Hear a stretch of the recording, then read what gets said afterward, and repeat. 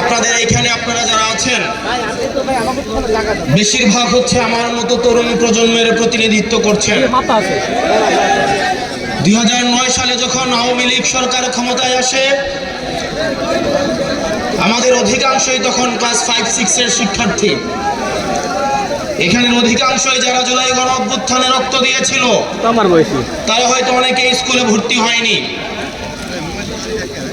2014 সালের নির্বাচনে আমরা দেখেছি কিভাবে 151টা আসনকে বিনা ভোটে ভারতের সহায়তায় আওয়ামী লীগ নিজেদের দখলে নিয়ে গিয়েছিল। 2018 সালে আমরা দেখেছি, আমরা সাক্ষী হয়েছি, এই তরুণ প্রজন্মকে সাক্ষী রেখে কিভাবে দিনের ভোট রাতে আয়োজন করা হয়েছিল, কিভাবে কবর থেকে এসে মানুষ ভোট দিয়ে গিয়েছিল।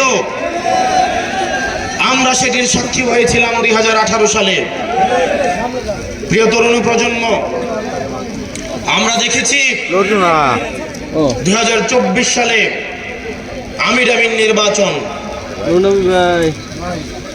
আমাদের মাথা হেট হয়েছিল, আমাদের মস্তক অবনত হয়েছিল, আমরা সাদাকে সাদা বলার স্বাধীনতা হারিয়েছিলাম। আমাদেরকে সাক্ষী রেখে গণতন্ত্রকে বারবার ভুলুণ্ঠিত করা হয়েছিল।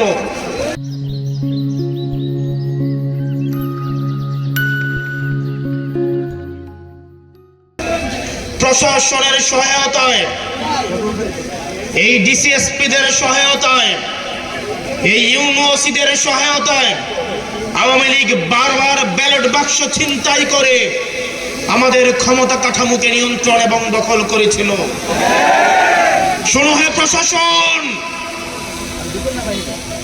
2024 সাল থেকে যদি আপনারা শিক্ষা না নেন, আপনারা যদি আবার আগের থাকা নির্বাচনের দিকে ফিরে যান, আপনারা যদি আবার গুলশানের দিকে লাইন দেন, এই তরুণ প্রজন্ম আপনাদেরকে ক্ষমা করবে না।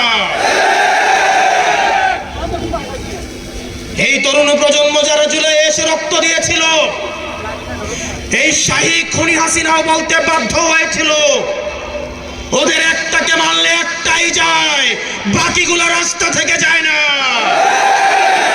আমরা আবরার ফাহাদের উত্তরসূরি, আমরা আলিফার উত্তরসূরি, আমরা হাদি ভাইয়ের উত্তরসূরি। সুতরাং যেসব ডিসিএসপিরা আবার 14-এর মতো, 18-এর মতো, 24-এর মতো ব্যালট বাক্স ছিনতাই করার চিন্তা করছেন, আপনাদের প্রতি আহ্বান থাকছে, আপনাদের প্রতি আপনাদের পরিণতি হারুনের মতো এবং বেনজিরের মতো হবে। প্রিয় প্রশাসন, আপনারা রাষ্ট্রের অঙ্গ, আপনাদের ছাড়া রাষ্ট্র কোনোভাবেই প্রপারলি ফাংশন করতে পারবে না। আমাদের এই রাষ্ট্রকে যথাযথ চালাতে হলে আমাদের পুলিশ, মিলিটারি, আমাদের সিভিল অ্যাডমিনিস্ট্রেশন, আমাদের বিচার ব্যবস্থা সবকিছুই যথাযথভাবে আমাদের প্রয়োজন। আপনাদের কাছে অনুরোধ থাকবে, আপনারা কোনো দলের গোলাম নন। আওয়ামী লীগ আপনাদেরকে গোলাম বানাইতে চাইছে, আজকে তাদের পরিণতি এবং ঠিকানা হয়েছে দিল্লিতে। আপনারা আপনাদের সহকর্মীদের থেকে শিক্ষা লাভ করেন। আমরা চাই প্রশাসন এবং পুলিশ হবে বাংলাদেশপন্থী।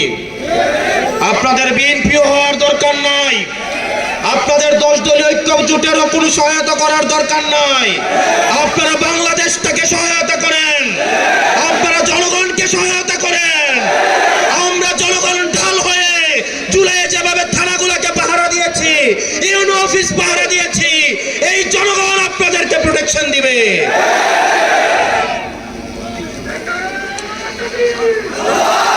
আমরা চাই এই অভ্যুত্থানের পরে প্রশাসন এবং পুলিশের ভূমিকা হবে নিরপেক্ষ।